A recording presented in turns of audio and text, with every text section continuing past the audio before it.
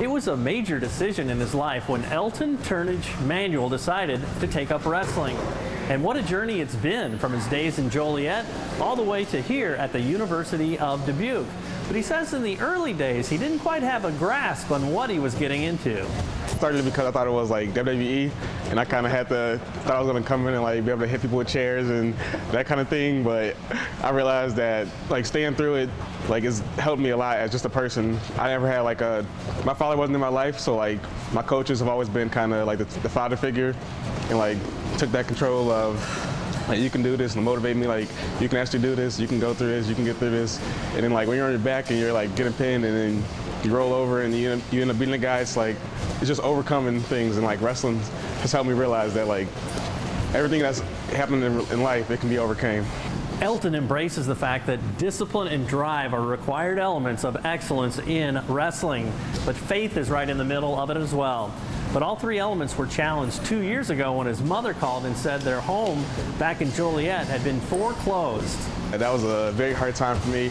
I was working 3 jobs and kind of helping my mom back home, and I was going to school. I felt lost. I didn't really know who to turn to or who to look to. I really didn't want to speak to anyone.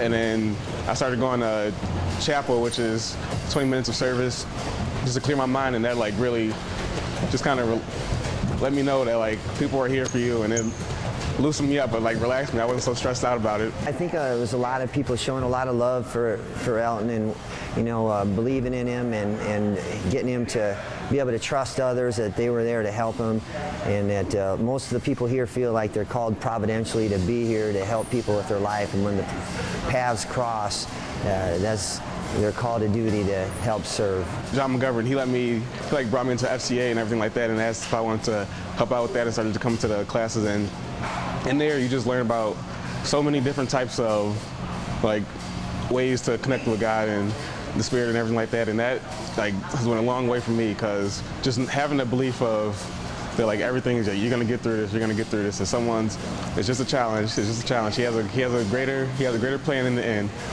And that really helps, like, when I'm feeling down, like, man, this is not gonna, I just think, you know what, it's just a step. It's just a step. I'm gonna get through this.